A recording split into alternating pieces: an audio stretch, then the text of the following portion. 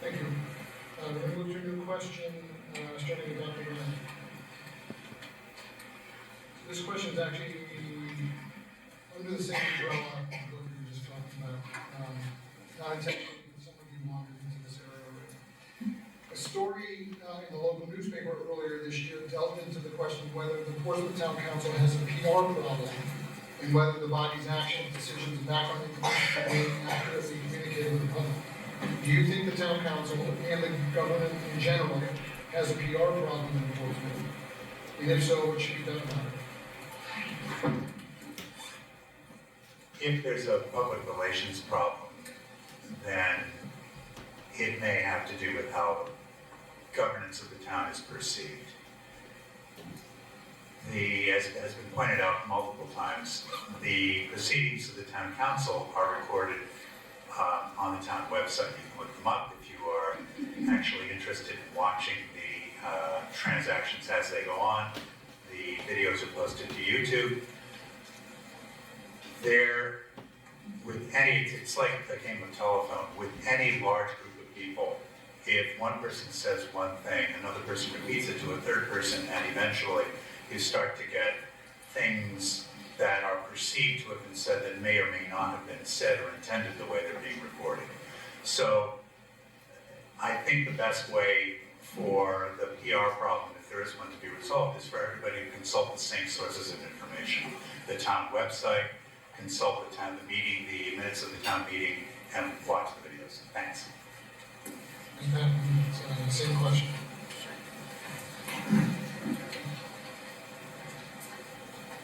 So I do believe there is a PR problem to a certain extent.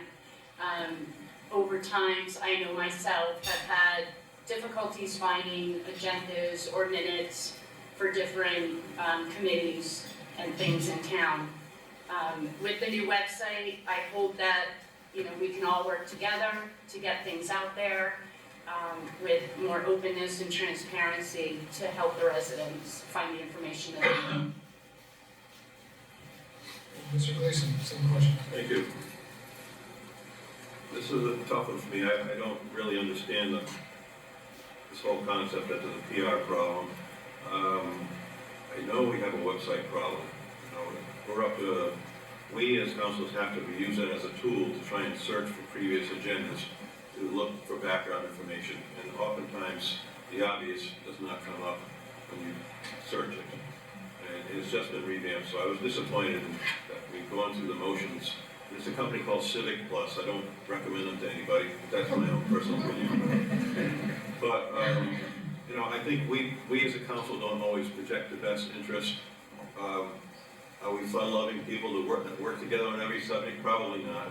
But I know I'm doing the best I can for you folks, and I think others probably fall in that category as well. Our beliefs are different. But I don't know if I answered that question, but just a couple of thoughts on that. Thank you. Anyone else jump in on this? All right. We're going to move to a new question. This is the true wild card question of the night. It is the final one. Mr. Pajero, we're starting with you. I'm scared. Is there anything you'd like to talk about that we have not talked about yet tonight? Dave, you want to go first?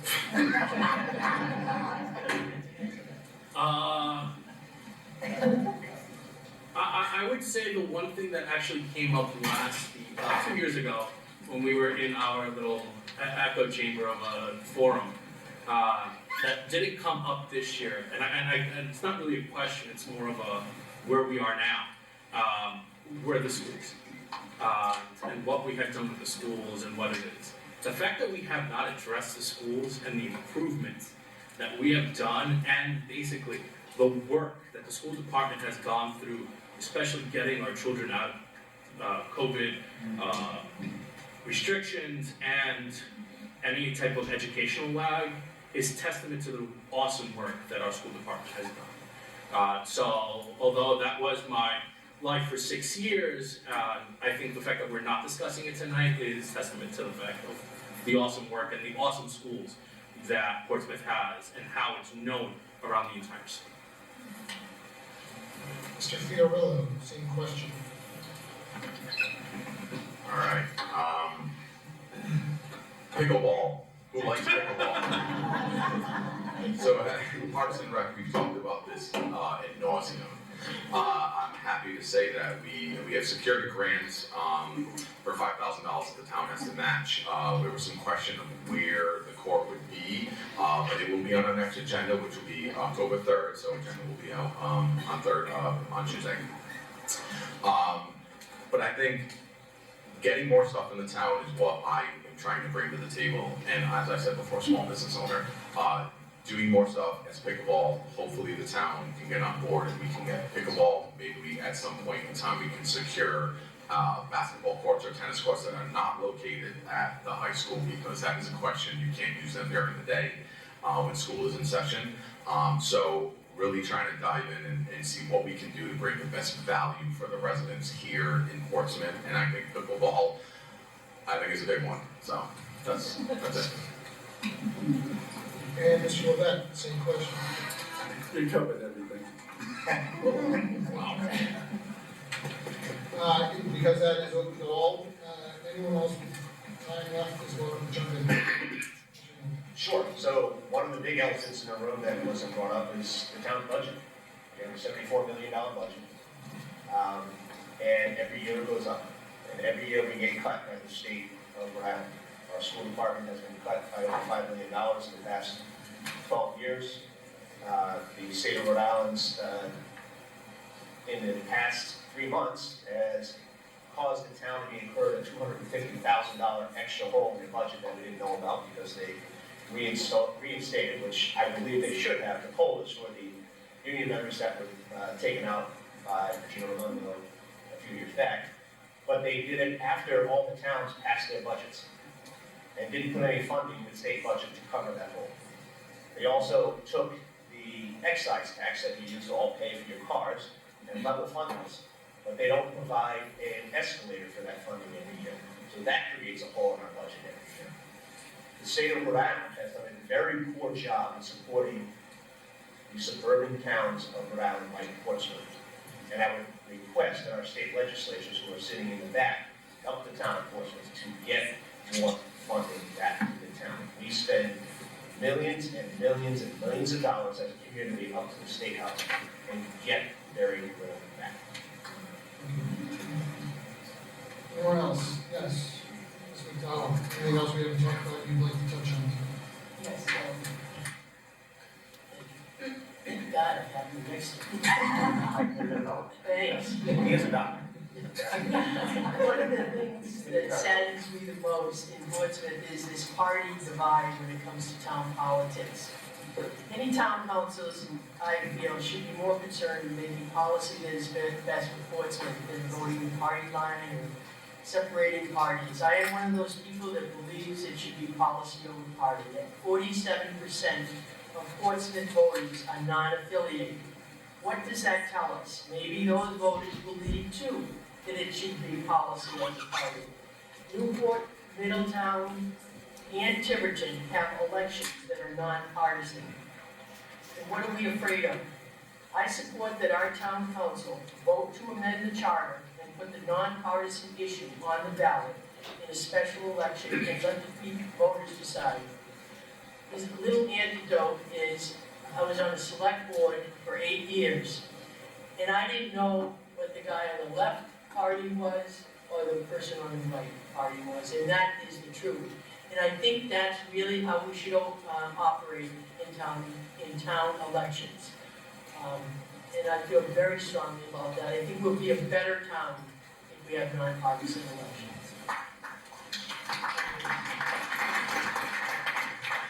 Anyone else? Yes, Mr. Mason, please. How many points do I have left there? You have 5, use 4 to 5 remaining. Some of the things I'd like to talk about is, we get on a council, and I wasn't on the council in 2007, but we did approve a bond to develop two fields over the 3S property off of Sandy Point Ave. We have not finished that project. We completed our obligation to ALT, I guess it should be now, fix the stone walls, but there's room for 2 ball fields over there. It was paid for in a bond. 2014, we approved a bike path that would allow people to ride over the Tiverton Bridge, up Anthony Road, Boyd's Lane, Bristol Ferry, and ultimately get up to Kings Grant and get to a path going through Melville Campgrounds to get to Stringham Road, to take, to benefit some of the bicyclists. Still wouldn't be safe to bicycle safety, back and forth to work today, but it would give more opportunity for bicyclists. We should finish these projects. One of my pet peeves, and I don't know how you fix it, is if you have an RV park or a polo field in Portsmouth, you don't call it Newport RV or Newport Polo. There must be something we can put in our contract so we can call these Portsmouth facilities. We are a town by ourselves. I'd like to speak briefly about the budget. In the past, what we have done at the beginning of the budget is say to the town administrator, we really need to have a tight budget this year. Please come in at 2 or 2.5%. I think Keith will vouch for that. But we don't do that anymore. And it takes the right type of person, I guess, on this council to do that. We say, all right, what's your budget at? So we end up at 3.7, 3.8. It means we have to do some cutting, and people in departments have to come before us, which they've done in the past, and justify their purchases. But we've started to go a different, approach that I don't agree with. And I think we can improve it there. Thank you. How much time did you record? 2 minutes?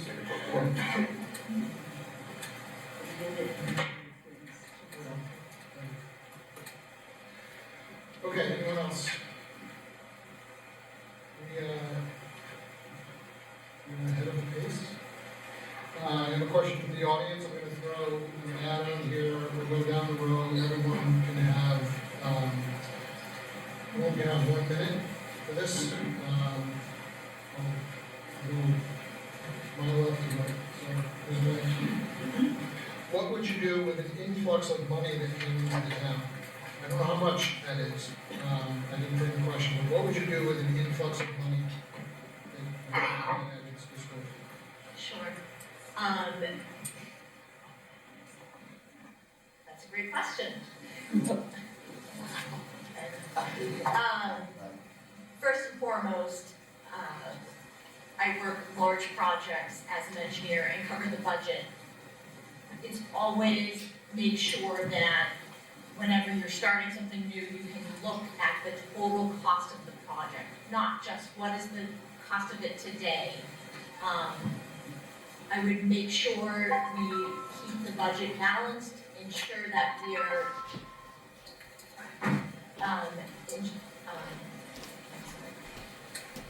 maintaining what we currently have, because maintaining what we have is cheaper than building something new or doing a full remodel. Mr. Reese. Okay, I'd like to see the infrastructure of the town improved. Not that it isn't, but give the DPW what they need to pave roads, fix parks, do all that needs, some buildings that we've deferred over the years. Just make sure everything is up to snuff, just like your own house. Mr. Hamilton. I would agree with David that we would fix things, it'd be one-time expenditures. It's something that you can't throw in a budget because then there'll be a hole in the future years.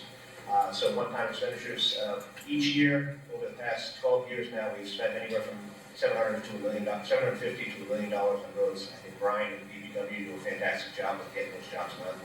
We've been able to leverage those monies with state monies, so anybody who's driven up to the high school this year noticed that Patriots Lane and Education Lane were done on sidewalks. That was done because we had money in our budget and we were able to use that match to pay for the state money. So we would do one-time fixes. More roads, we have drainage problems, we have building problems, so anything that could be a one-time fix that doesn't put a hole in the budget. Ms. McDowell. I would say finish the projects that Dave Gleason mentioned earlier and do something to make sure our infrastructure is up to speed. Those would be two good things that I would do with that money. Dr. Ray? So when you say an influx of money, it sort of depends how much and for what period of time. If it's a one loan that we only get to spend once, then yeah, you have to find projects that are ready to be fixed, that are within the scope of that amount of money. You can't apply a one-time only grant to operational budgets. Otherwise, what Keith says is going to have a hole in every budget subsequently. So it kind of, but there are a number of projects around the town that could be done. We've got safety problems with access to Common Fence Point, which could be addressed. We have the 3M fields that could be actually finally fixed. But again, there are so many things we could be doing, but it really depends on the amount of money we're talking about. Yes.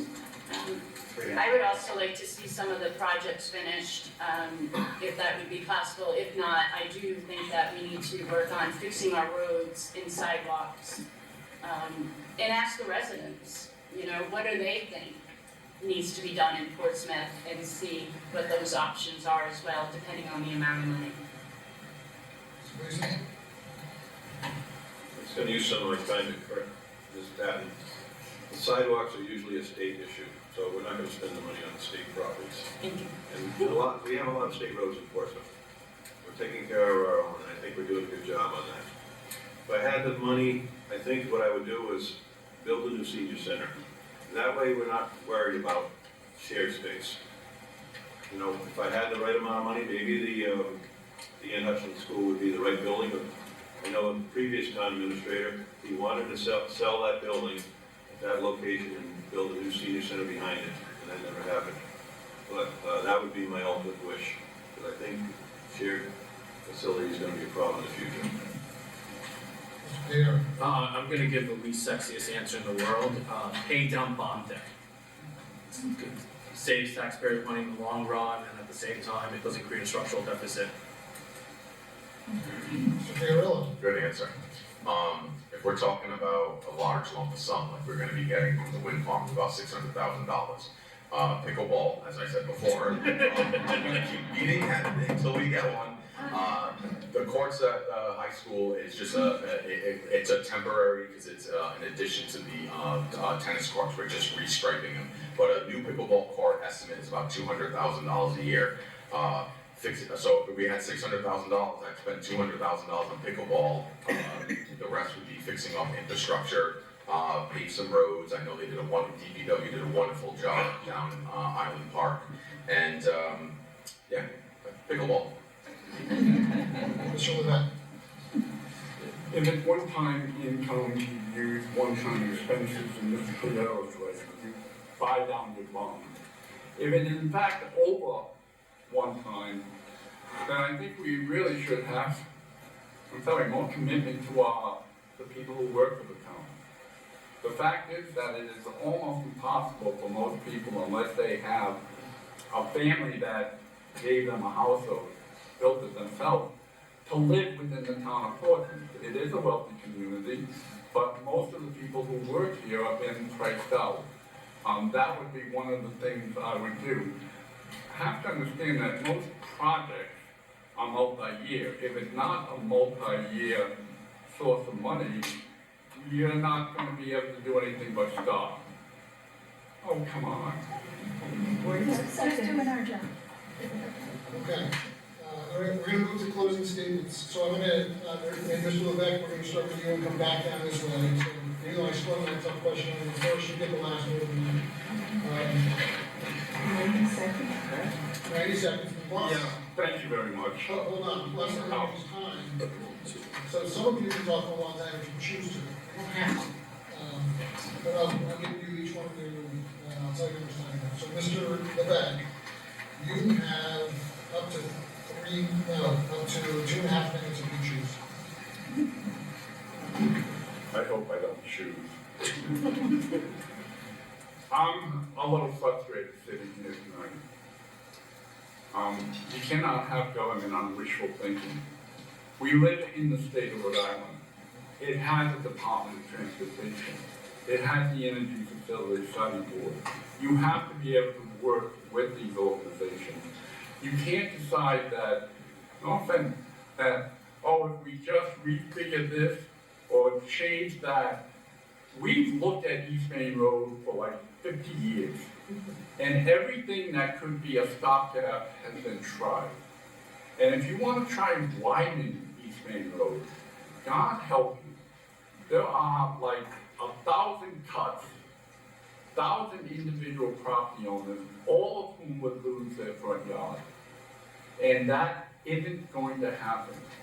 I supported the road diet, which I thought would be able to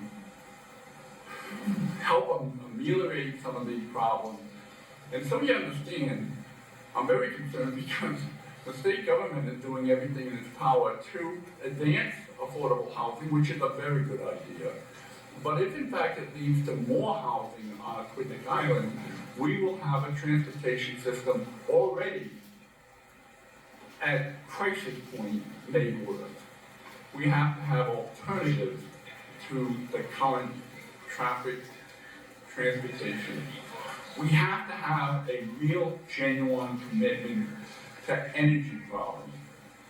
Not just because we live on an island, but we have an existential threat with the climate change. And if we do not become more efficient in each household, each business, and in fact, how we generate our electricity or our other power, we are going to be facing crisis soon, like they are in Florida right now. So if you don't address these problems, people will often say, well, we gotta ask the people if they have, no, if you're gonna be a leader, you have to determine this is the best policy going forward. And if the people decide you shouldn't be representing them anymore, they can have an election and vote you out. But if you don't have the courage to come in and say, look, this is the best way forward, and I'm prepared to state it. And let me say, just quickly, people have often criticized me for being a little, they consider even rude. Nobody in this room has any doubt on where I stand. Nobody in this room has any question about my position on issues. And that's normally not true, because the easiest cop-out is to say, I'll ask, I'll find out what the people want, I'll do that, okay?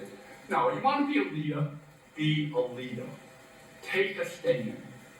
And again, people have the opportunity to say, you're not our guy or woman. I really would like to continue working on the council. I don't know if I've burned that bridge, but I will tell you that I would love to do things like try to fix the old stolen button. So we have actually a nice place like they have too. I am committed to education in this town, and we have to keep improving the education for our children. And I need to make sure that the elderly within our community still have the ability to stay here and hopefully to watch their children stay here. Thank you. Thank you. So these time allotments I give you are going to be hard to stop, so I'm relying on you guys to let me know when we get to the end of that time. So for your you have the same thing, 2.5 minutes if you choose. Thank you. First of all, thank you everybody for attending. This is great to see a lot of our residents here. Shows that they're engaged and they're willing to be informed. As I said in my opening statement, as a lifelong Rhode Islander of 46 years, 8 years in Portsmouth, I have 2 children that are currently in this middle school, and I think that investing in our schools is very wise. Our children are our future. Hopefully one day they're taking care of me and my wife in this audience. But I do think that Portsmouth is a great place. That's why we moved here. School systems are great, rated top 4 in the state, and we need to keep funding it so that we maintain that high level of standard. That high level of standard for our schools brings families into this town, which is an addition, not a subtraction, to this town. It's an addition. It'll bring in good people to this town with good ideas, such as myself. As I said before, I'm a small business owner of 15 years. I've had to make hard decisions, and I know how to work with a budget, I know how to work with people, I'm a level-headed person, I'm kind and caring, I like to say that myself. I listen to everybody, I'm willing to work with people, I don't care if you have an R next to your name, or a D, or an I.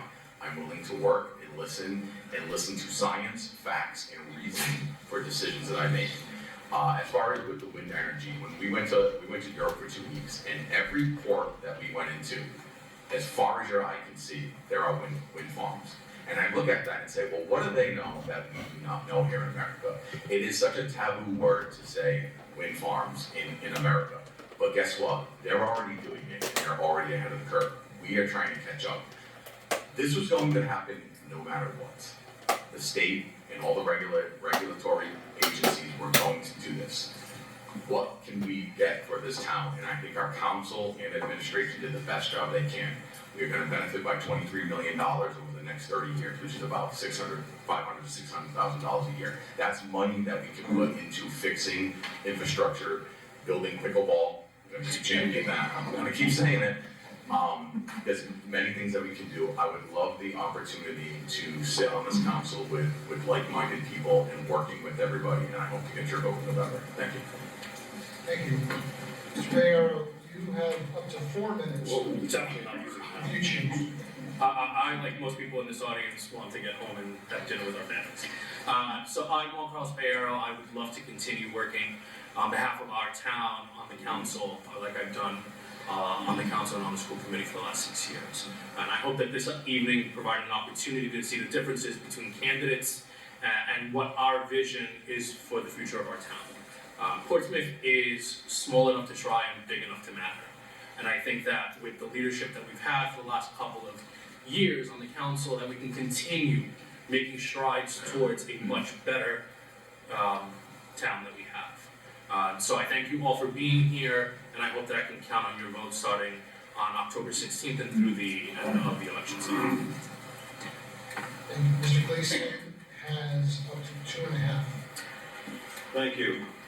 So a little bit about myself. I've lived 67 of my 69 years on Quinnipiac Island, 45 plus years in Portsmouth. My 40-year-old starter home in Conference Point will be my ending home in Conference Point. I'm not going anywhere. But I do need some help. We need changes to business as usual.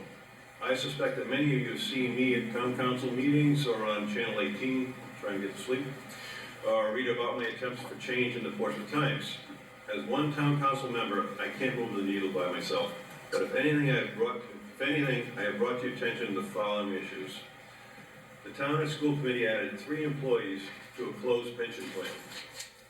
I fought to keep the transfer station open for those that choose to use this trash disposal option, even though the town was telling prospective curbside bidders that the plan was to close the transfer station. I raised my concerns about excessive pay increases to some individuals in town management, including a 28% increase plus a $600 per month car allowance for the town administrator. You've also heard my stance against the roundabout and the high voltage cable running down the river, both unacceptable to me. Here's where I'll stop. I'm asking you to vote for candidates for transparency, and I will talk briefly about that because it was raised tonight. We don't have a formal way of sending out invitations. We've met maybe 3 or 4 times during this campaign season, and those candidates that I support, that I'd like to see in the council would be Charlene Patton, David Reese, Mary McDowell. We have had events, we've put information in Portsmouth Times, things of that nature. We've met at flows. We don't have a formal invitation, so I hope I haven't insulted anybody. If I have, I apologize. But that's basically the concept behind us. We see these things that happen. They're not obvious. We do our homework, and I think it needs to be done, unfortunately. So I bring that to your attention, and I think I'm the right person for another 2 years on this council. Thank you. Mr. Moderator, can I ask a quick question? So, Mr. Gleason, are you acknowledging that you were the part of the transparency group? No, you can't ask that question, and that's not the structure of this. I just did. You were too late. You're welcome to ask it after the meeting. Ms. Patton, you have 4.5 minutes if you choose. So tonight. I have some of my flyers here with some information in my contact, if anybody would like. I love this town and I want to protect its rural character while maintaining it from overdevelopment. I'm concerned about our adult children and grandchildren, that they won't be able to afford a home here or the high rent prices. Once elected, I will encourage our tech support to improve their website, making it more user-friendly and transparent. We need to recognize that all town council minutes and subcommittees should be frequently updated on the website to make it easier for everyone to locate. I stand by my earlier statement that I will work tirelessly and with dedication, understanding the budget and reviewing all agenda items thoroughly so I can make the best decisions for our citizens, taxpayers, and our community. I can't do it alone. I need your support and your vote. I also need to know your thoughts, your ideas, your questions, and your concerns. I am asking you for your vote, and I'm number 4 on the ballot. Thank you. Dr. Ryan has up to 4 minutes. So, the town faces a number of challenges for the next few years. I think we are well served, as I've said before, with the town staff that we have right now. Our town administrator is highly competent. He's actually being actively sought by the Navy base and by other communities. He is paid less than any other administrator on the island. So I think he's well worth what we're paying him. Because of his lead, we have an excellent police chief, fire chief, we have excellent schools. He inherited those, but he's done what he needed to do to maintain them. So I think being a reasonable person, recognizing the challenges that the town actually faces is going to be important now and going forward. The town's housing is rapidly becoming unaffordable. Some of that is because, I hate to say it, there are a lot of short-term rentals, Airbnbs, being created from what used to be family homes. I have nothing against the people who want to rent these places, but when your neighborhood, every other house is occupied by a different set of strangers every weekend, it's not your neighborhood anymore, and we need to find some way forward from that. People in Old Mill Lane are being unfairly punished for Newport's greed for natural gas. We don't have any, and we have no say over whether, how many hotels Newport's going to put up, but if we can find alternative sources of energy to make electricity much cheaper, there will not be an incentive for new businesses, new hotels to ask for gas tie-ins, so we need to encourage that in this town. Our services are very good. We have a wonderful Department of Public Works Director, Brian Woodhead. Again, these people are here in part because we have such a good administrator. And I think we need to work hard to keep all these people in place. We need to keep our schools adequately funded, and we need to address the safety issues. We have a rising sea level. We have low-lying areas in town. We have a great DPW director. We've also got Ray Perry, who is a great emergency management director. And I think by working with all of these capable men and women, we can keep this town a great place to live. And all we need to do is to be reasonable and to be able to work with them and make rational, reasonable decisions. Thank you. Ms. McDowell, In the town plan. you have 2.5 minutes. Just want to say thank you to all of you who attended tonight. It makes me feel so good to see people engaged in the process. While I might not have all the answers, I want you to know that if elected, I will represent all citizens of Portsmouth by working hard, doing my homework, showing up, and putting the people of Portsmouth first. I will come to meetings prepared and ready to ask questions and ready to make meaningful and informed decisions for all of us.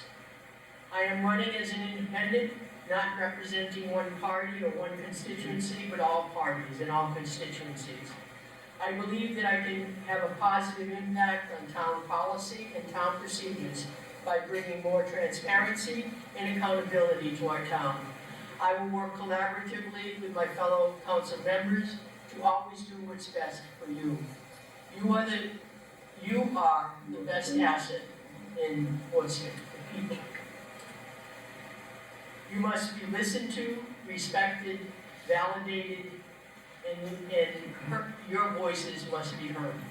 I pride myself on my integrity, my desire for transparency, my passion for accountability, and my desire to make my community a place where people feel safe, secure, and welcome. Several people have said to me that it is almost impossible to get elected as an independent in Portsmouth. I am hoping to prove them wrong. In order to do that, though, I need your support and your vote. Please consider voting for me. Just remember, I'm at the bottom of the ballot. I guess that's where they put independence. And what does that say? So when you vote, start from the bottom and go up. Thank you very much. Thank you. Mr. Hamilton, you have 3.5 minutes if you want. I would not make. I'll be much quicker, I hope. Again, I would like to thank everybody who came out tonight. For those who are going to hopefully watch this on wonderful Channel 18 at 3 o'clock in the morning when you can't sleep. Hi. I have thoroughly enjoyed the past 9 terms here, 8 terms, excuse me, on the Portsmouth Town Council. I enjoyed working for the people of Portsmouth to try and keep this as an affordable community and a wonderful bedroom community that it is. Over the years, we've managed to set up a system to help avoid keep putting in a $60 million sewage plant. We've been able to preserve open space, as I mentioned earlier, the beautiful Mount Hope Park. Could have been 6 condominium buildings. I pride myself in looking through the budget and finding every penny that we can save. I have worked with our state representatives over the past couple of years to introduce a bill that would reinstitute state general revenue sharing in each town. It was a very simple program. It was $39 million. Anybody want to guess why it was $39 million? Because it's 39 cities and towns. Simple math.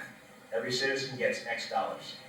So of course, if we get X, others would get more because they have more people.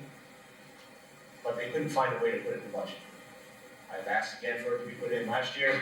It didn't see the light of day. I will be asking again for it to be put in this year. I believe we do need to work with our state representatives and the DOT and other statewide agencies to helpfully get East Main Road finally paved. During a roundabout conversation, I tried to strike a deal with the town council folks to send a resolution to the DOT to say, let's rethink the roundabout, but let's pave East Main Road at least to town hall. That fell on deaf ears. I respectfully ask for your vote. I hope to see you all at the polls on November 5th, or if you need to, because you're going to be out of town, please vote early at the town hall. Thank you all for coming in. Thank you. So Mr. Reese used no wild cards throughout the evening. Want to make it be a wild man at the end? Yes. So you, and again, the structure here is to give everyone equal time. War and peace. So if you want to, you have 6 minutes. We don't need to go that far. I didn't think you were going to use it. Well, we have pretty much like a home, right? I believe that good government starts at the local level, and everyone should participate. The council should be comprised of hardworking people who dedicate many hours of their own time to make the best, well-informed decisions for the town and the citizens. And I would like to be part of that team. I will go to each meeting fully prepared, with each item researched and ready for discussion with other members of the council and the public. My decisions will be based on ensuring that we have the best outcome for the town and the citizens. I am committed to guiding the town through these upcoming changes and will always consider the long-term effects of my decisions on the residents. And I have some ideas I'd like to work and maybe push forward. A Sprague Street upgrade. This is a major route for the students leaving or going to the high school. Students are now forced to walk on the street on poorly paved and marked road. At a minimum, this road needs a crossing signal and a sidewalk. That's a state road though, so that's going to be working with that. The senior center. I want to continue to ensure that the seniors get a real dedicated senior center and provide services for our seniors. Seniors should not be relegated to a nonprofit organization providing a shared space in the building. The budgets for each department should be reviewed by the council individually. Budget should be reviewed on a quarterly basis as was done in the past to ensure it stays on target and to adjust it accordingly. Parks and Recreation, I believe that should be an enterprise fund. All events should be documented in full account. Parks and Rec should be a line item on the audit, with all monies accounted for and expenditures approved by the town council. And we do have a unique situation with housing in Portsmouth. Portsmouth is a unique situation for housing. We're a rural community and a destination for upper income home buyers.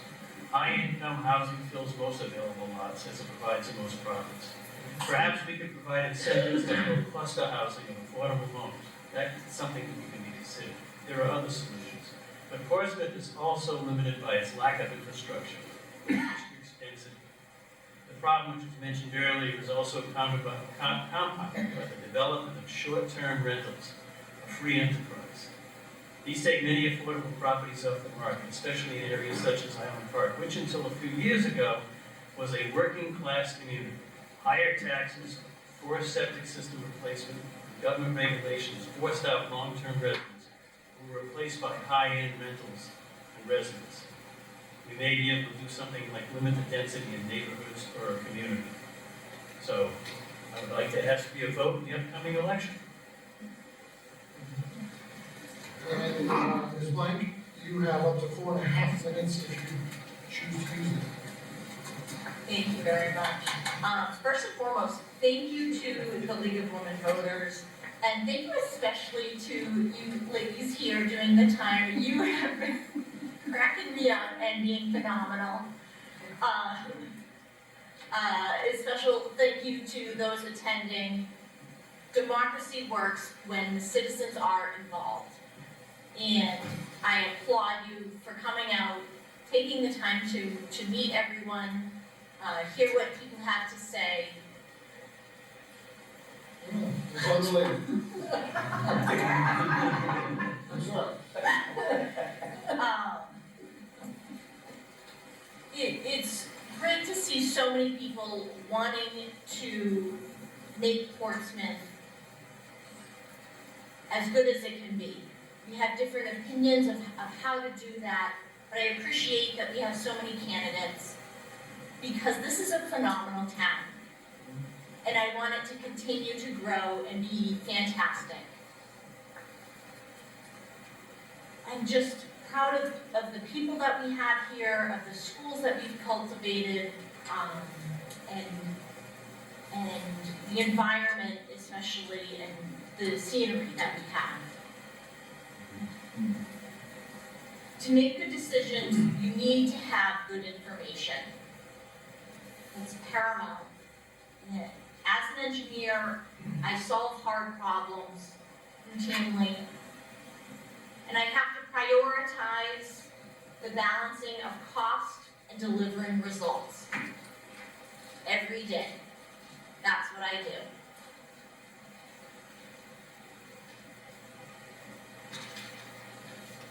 I am looking for unbiased facts, and then to hear from our town and our citizens with those facts in mind. We do have challenges in this town. I will be as clear as possible with my reasonings, with the facts that were gathered, and to describe the why that will help best benefit our community. I care about our schools. I recognize the rising costs across the board. And I care about the environment here in Portsmouth. My strength is my ability to listen, to be respectful, and even during disagreements, I'm able to have that communication skill of listen. Communication is both listening and talking. I can work with people that I have difference of opinions with and still be respectful. And to be able to get the town of Portsmouth to win. That is my priority.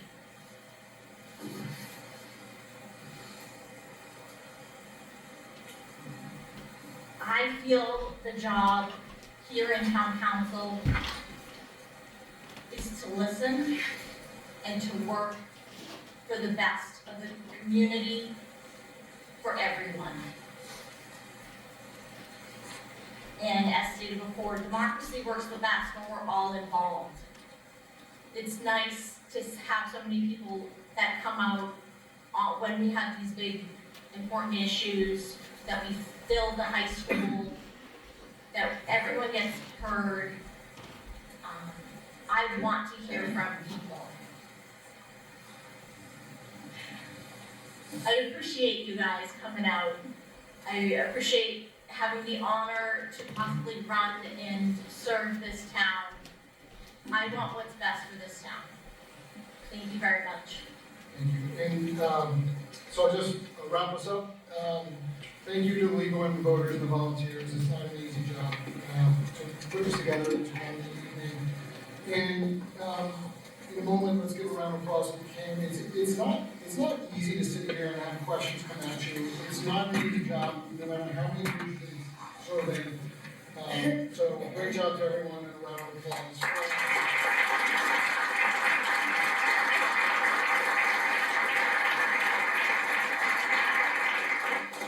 I'd just like to recognize the members of the class of 72 that are here tonight. Mr. James 70. We all seem to be civic-minded. I'm trying to sit up here, get on the council. How many years were you on, Jim? Jim, that's 200. The meeting has wrapped up.